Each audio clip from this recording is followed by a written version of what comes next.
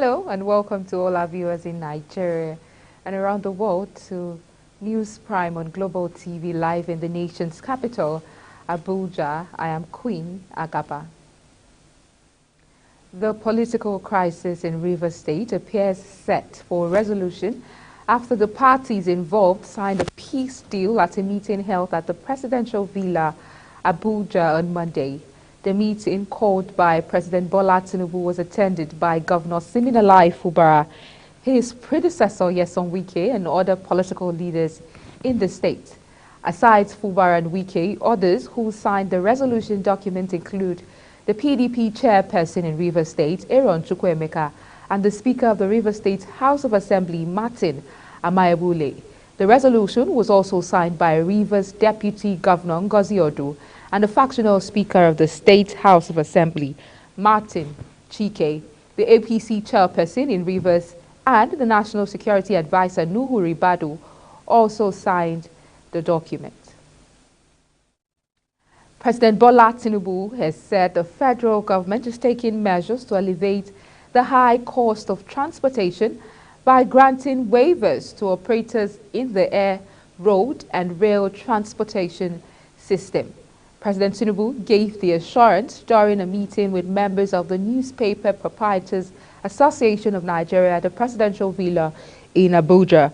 According to statements issued by his special advisor in media and publicity, Ajuri Ngelale, the consideration was as a result of the challenges faced by travelers during the festive season.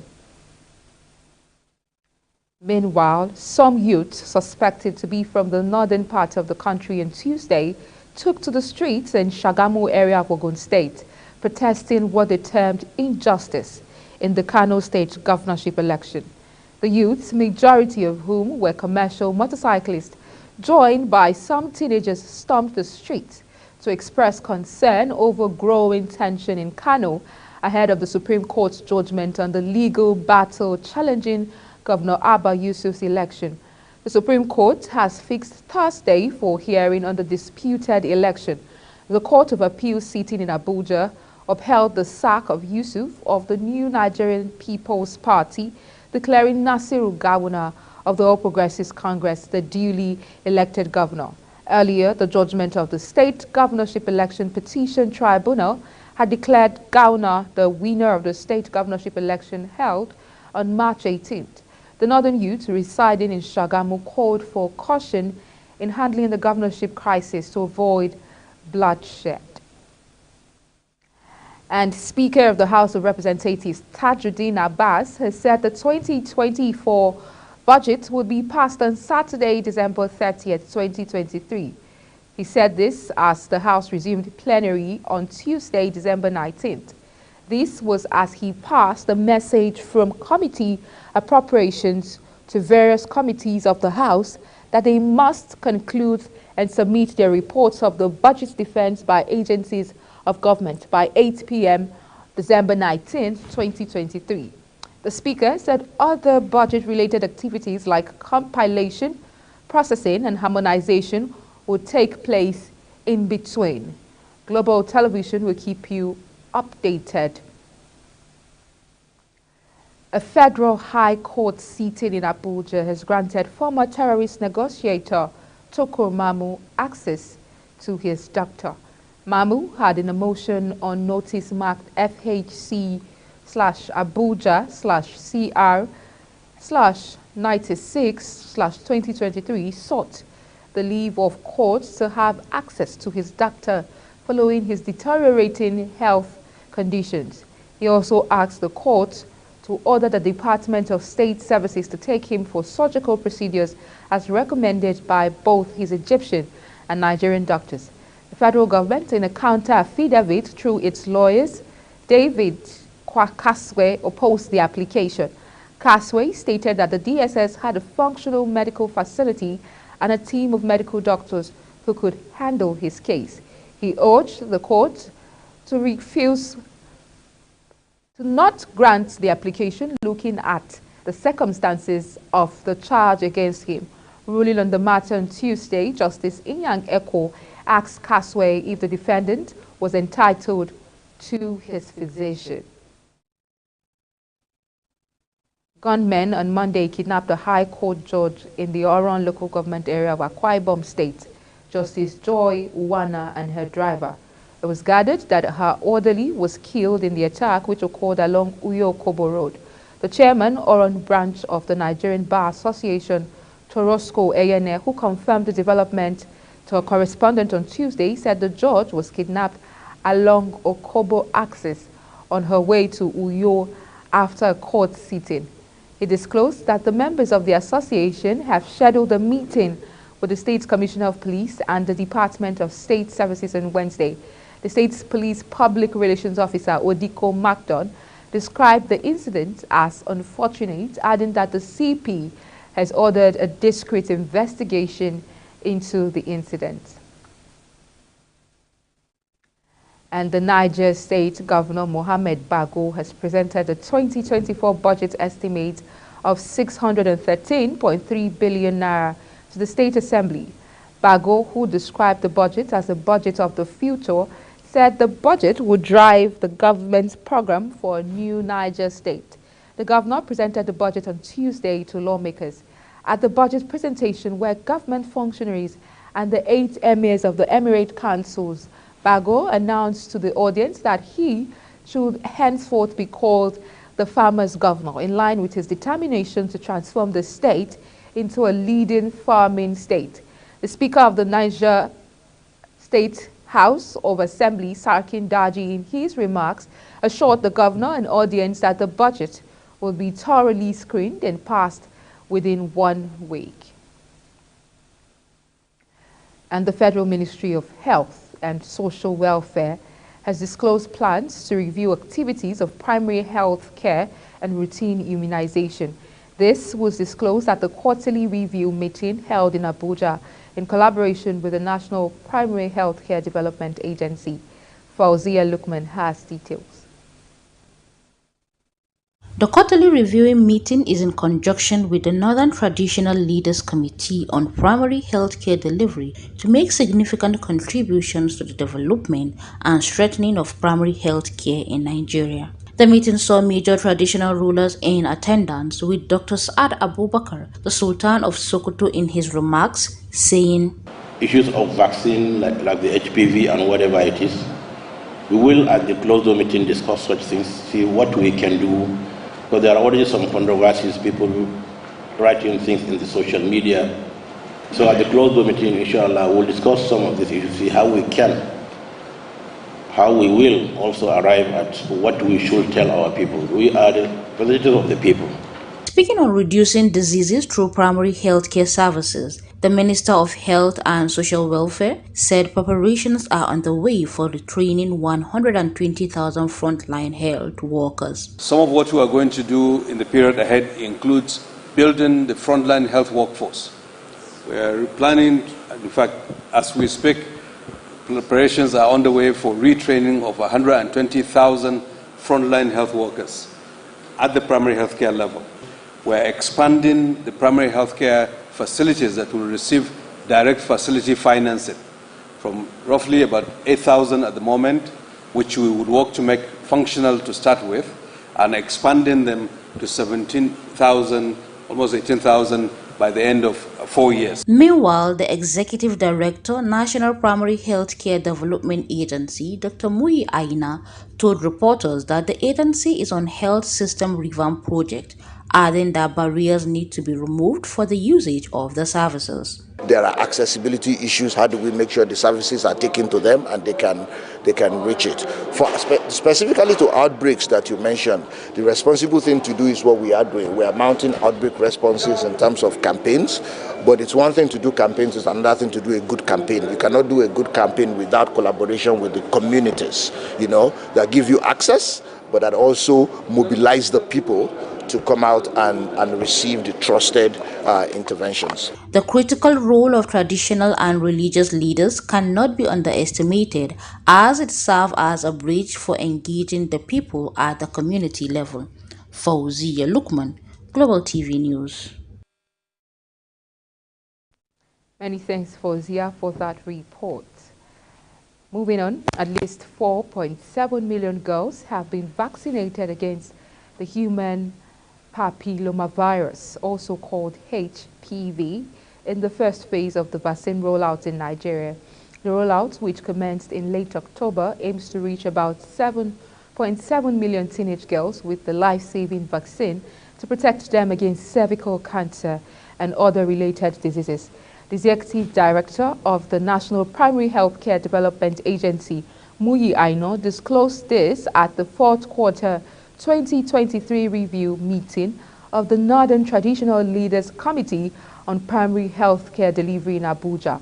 Aino said as of last week, about 4.7 million teenage girls had been reached with the vaccine across 14 states and the Federal Capital Territory, stating that although there was an initial strong pushback by anti-vaccine campaigners, the traditional leaders ensured accurate information reached parents, guardians, and adolescents. The Federal Capital Territory chapter of the Nigerian Medical Association, NMA, has called on the National Assembly to enact laws specifically aimed at addressing and preventing organ trafficking in the country. Speaking at a press briefing in Abuja on Monday, the chairman of FCT NMA, Charles Ugwanyi, said with specific laws, Nigeria can make efforts towards eradicating organ trafficking and protecting the well-being of its citizens. Ugwanyi said the existing law governing organ transplants in the country is limited in depth, hence unable to address emerging issues, noting that it only requires the donor to be above 18 years of age and the fact that there is no financial inducement for the donation. The Federal Capital Territory High Court in Abuja has barred former Minister of Women Affairs and Social Development Pauline Tallen from holding public. In a judgment delivered on Monday, the court condemned Tallen's despairing comments against the judiciary concerning a decision of the Federal High Court in Adamawa State last year. The Federal High Court in Yola, Adamawa State capital, had nullified the candidacy of Aishatu Dahiru, widely known as Binani, as the All Progressives Congress governorship candidate for the last general election.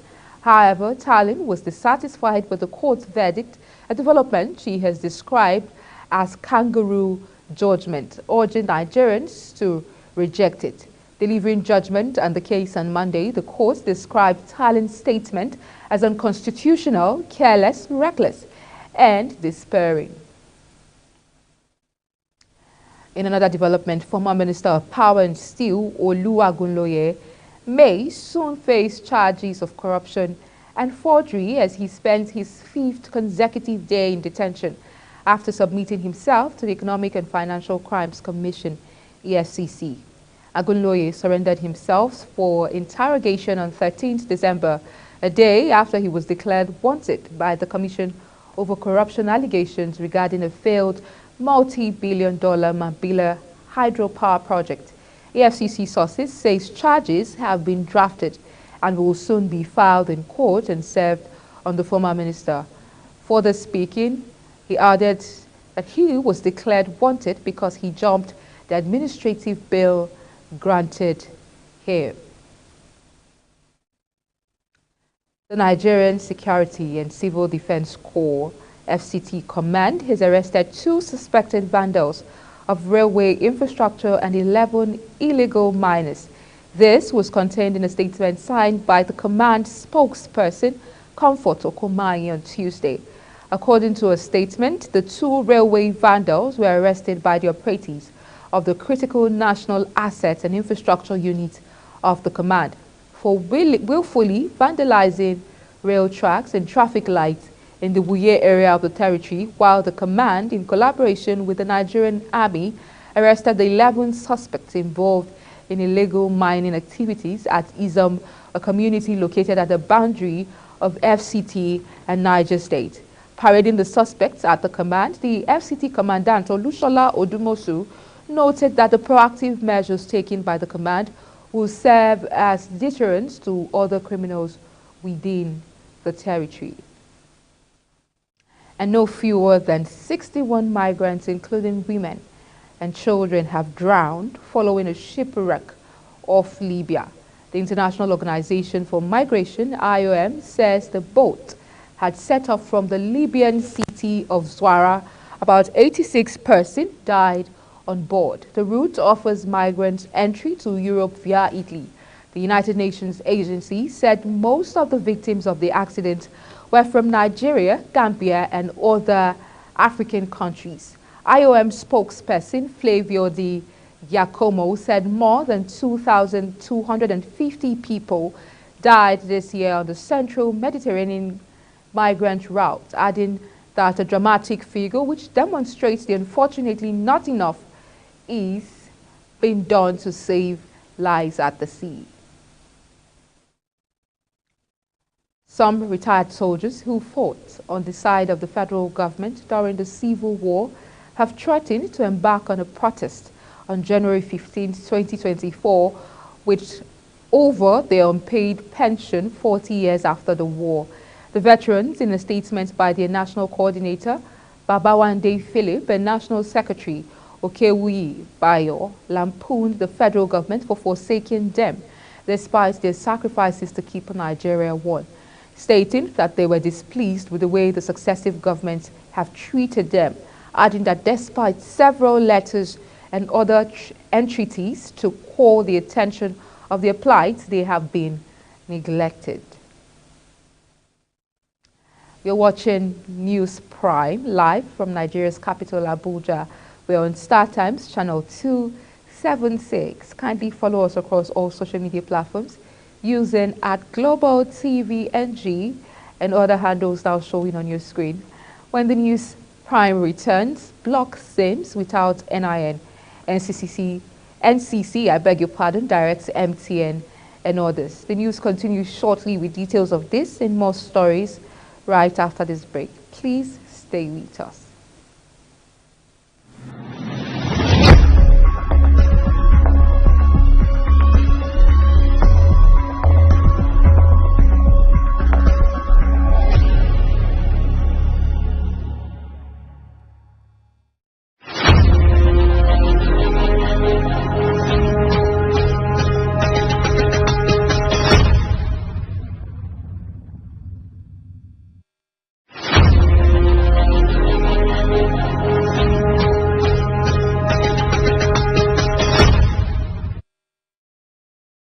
This is Global Television, and this is News Prime.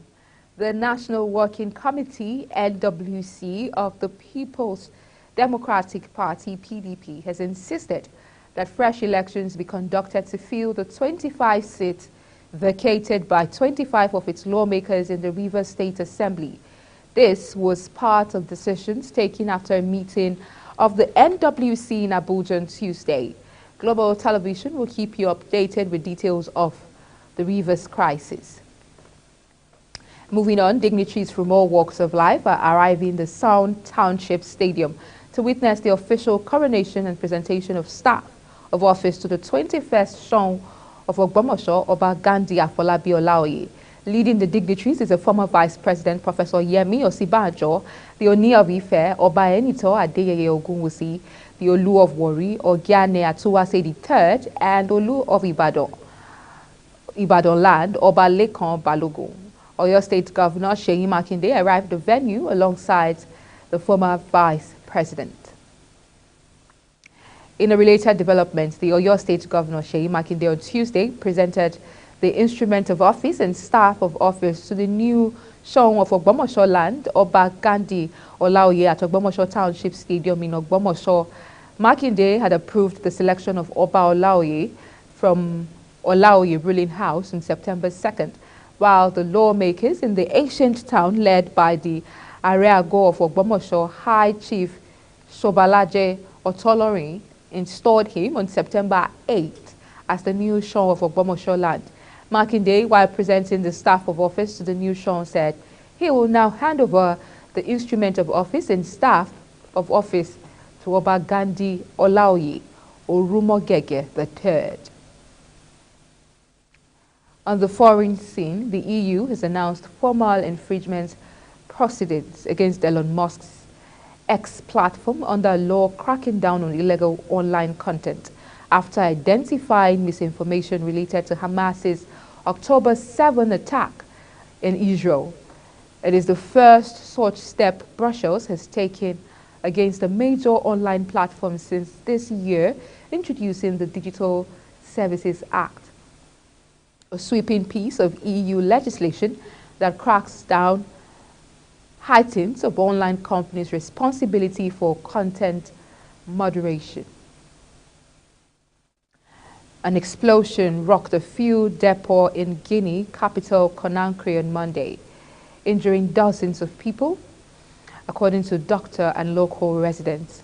The explosion, accompanied by a fire, occurred shortly after midnight in the administrative and business district of Kaloum near the port.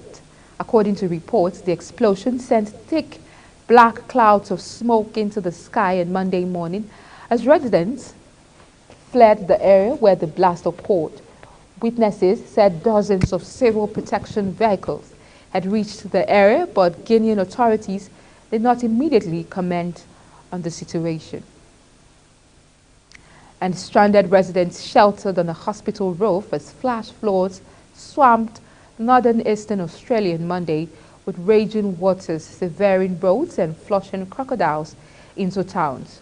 Rescue teams evacuated more than 300 people overnight, and military helicopters were dispatched to help inundated areas caught off by the floods. The Australian military used 2 heavy-lifting Chinook helicopters to ferry supplies and personnel into flood-stricken towns. Police Commissioner Carroll said authorities were thankful they had not seen any deaths or serious injuries during the emergency so far. A man went missing and thousands of people in the Philippines were sheltering in evacuation centers today as tropical storm Jelawat hit the large southern island of Mindanao, causing scattered flooding and power cuts. The storm weakened as it raked across Mindanao after making landfall in the morning, but the State Weather Service said the threat of floods and landslides remained. Police in Manay municipality, where Jelawat made landfall, reported 1 man missing at the swollen Casamuan River that bisects the coastal town of about 40,000 people. And in Kenya and the European Union on Monday signed a long negotiated trade agreement to increase the flow of goods between the two markets. President William Ruto said as Brussels pursues stronger economic ties with Africa, the Economic Partnership Agreement will give Kenya duty-free and quota-free access to the EU, its biggest export market, while European goods will receive progressive tariff reductions. EU Chief von der Leyen said the partnership was a win-win situation on both sides and called on other East African nations to join the pact, which came after years of negotiations that concluded in June. And on the business desk, only 0.1% of targeted poor and vulnerable households have received the federal government's recently launched cash transfer of 25,000 naira per month. This is according to data from the World Bank's lead economist for Nigeria, Alex Sienat, during his presentation of the Nigerian Development Update. According to his presentation document, the federal government plans to make cash transfers to low-income households, paying 25% per month for 3 months. Sienat disclosed that currently 1.5 million households have received this money, and the program is expected to reach 5 million households by the end of December. The Executive Secretary of the Tertiary Education Fund, TET Fund, Sonny Echono, said the board has disbursed over 400 billion naira to tertiary institutions across the country in 2023. Echono disclosed this on Monday in Makurdi while speaking to journalists during TET Fund's management retreat. He said that the amount represented the backlog of previous years that were not accessed and disbursement for the ongoing year. Echono further stated that the funds disbursed were 2 phases, and the first phase was in 2023 with the approved disbursement in the neighborhood of about 320 billion naira. further adding that TED fund cannot be extended to private institutions for now due to the extant law of the country. And the Senate has called for an independent budgetary provision for Nigerians in Diaspora Commission by separating its budget from the Federal Ministry of Foreign Affairs. Chairman, Senate Committee on Diaspora and Non-Governmental Organizations, Victor Ume, made the call on Monday in Abuja while presenting budget defense report of the committee before the Appropriation Committee. He stated Nigerians in diaspora contributed to the nation's development maximally, adding that $24 billion was remitted to Nigeria in 2022 by Nigerians living abroad.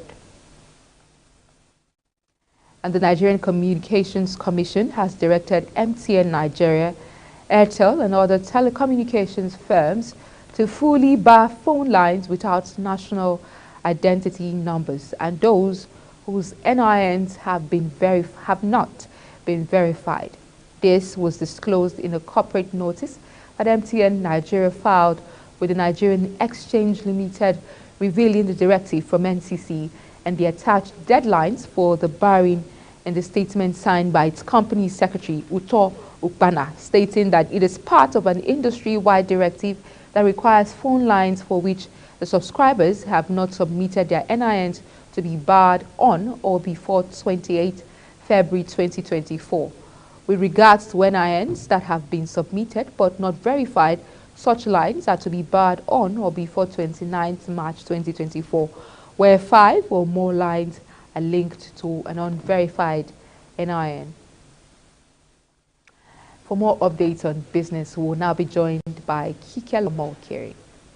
The Nigerian government has entered into agreement with Czech Republic to finance and support research, development and innovation projects in agriculture, mining and other general manufacturing, specifically targeting small and medium enterprises. The National Agency for Science and Engineering Infrastructure, NASENI, announced this development through its official X handle, saying this marks the beginning of the Delta II program, involving the allocating of funding to chosen projects and the formalization of the implementation agreement. Notably, one of these agreements include the issuance of production license for the establishment of a co-fertilizer factory in Nigeria. The signing of the bilateral agreement between the two countries took place at the Technology Orientation Center, NASENI headquarters in Abuja. Nigerian inflation rate is on the course to rise to its highest in more than 18 years in December. The soaring inflation is expected to spur the Central Bank of Nigeria to raise its benchmark interest in its next meeting. The Monetary Policy Committee last met in July when it increased the rate for the 8th straight time to 18.75%. According to the National Bureau of Statistics, consumer price rose to a fresh 18-year high of 28.20% in November, the same as August 2005, from 27.33% in October. The CBN says it will deliver aggressively interest rate hike to restore its credibility and bring down inflation. As 2023 draws to a close, stock investors are among the biggest gainers from the reform implemented by the President Bola Ahmed Tinubu's administration, with the market value rising by over 11.6 trillion naira. The Nigerian equity market has outperformed African peers in South Africa, Kenya and Morocco, buoyed by reforms such as the removal of petroleum subsidy and liberalization of the foreign exchange market. This month, the Santa Claus rally came earlier to the market, pushing stock return higher and pockets of profit taking. The Federation Account Allocation Committee, at its retreat and meeting held in Asaba Delta State, shared a total sum of 906.955 billion naira to the three-tier of government as Federation accounts for October 2023 from a gross total of 1,346.519 trillion naira. This is contained in a communique issued at the end of the FAC meeting in Asaba. gross statutory revenue, value-added tax, electronic money transfer, levy exchange difference, and augmentation of 60 billion naira. The federal government received 323.355 billion naira. The state received 307.717 billion naira, and the local government got 225.209 billion naira, while the oil producing state received 50.674 billion naira for derivation. Kike Lomo Okeri, Global Television News. Anthony Momodu for Sports Update.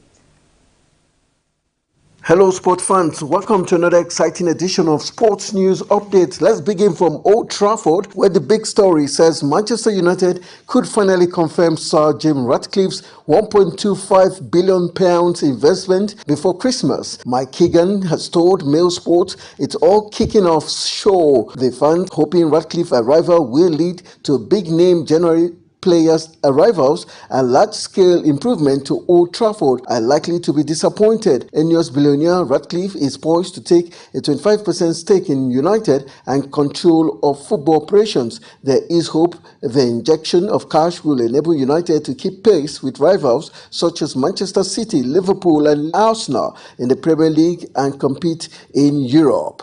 And moving on to the Gunners, we've got the big story that Arsenal star Bukayo Saka has donated 50 containers to help provide shelter for 255 people impacted by the devastating earthquake in Morocco. Morocco was struck by its biggest earthquake in over 120 years in September, killing at least 3,000 people. The provinces of Al-Haus and Taroudant were among the most affected regions by the disaster, with the earthquake having registered 7.2 on the Richter scale. Saka has worked with the charity Big Shoe to provide much needed shelter for 84 families in a small village in the Taroudant region. The village alone saw 42 people die in the natural disaster. And moving on to Spain, when it rains in Spain, it pours. Yes, the big story says Ukraine forward Artem Dovbyk scored twice as Girona wrote another chapter of their Cinderella story on Monday with a dominant 3-0 win over Alaves to leapfrog Real Madrid and reclaim top spot in the La Liga standings. The lowly Catalan side have forged ahead and sit alone at the top of the standings on 44 points, 2 ahead of Real Madrid and 9 clear of last season's champions Barcelona in third. Dovbyk opened the scoring in the 23rd with a close-range strike from a rebound of the goalkeeper, and Porto extended their lead just before the break with a fine first-time effort from the edge of the box. Ukrainian Dovbyk scored the third from the penalty spot after Jan Kuto was fouled inside the box in the 59th minute. The win was Girona's 14th in 17 games, a remarkable run that has fueled belief they are equipped to challenge for the maiden title only 2 seasons after gaining promotion to the top flight.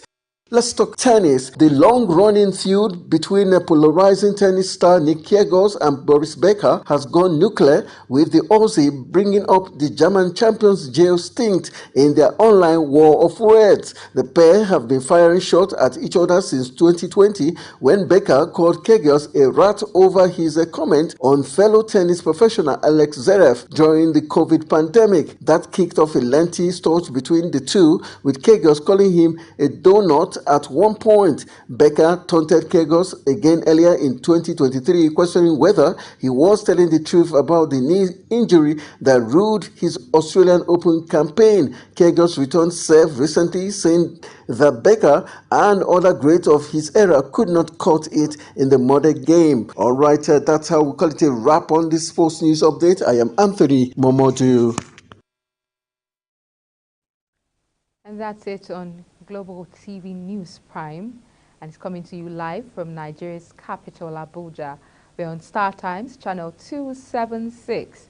Kindly follow us across all social media platforms using @GlobalTVNG and other handles now showing on your screen. I am Queen Agaba. Thank you for watching, and see you again.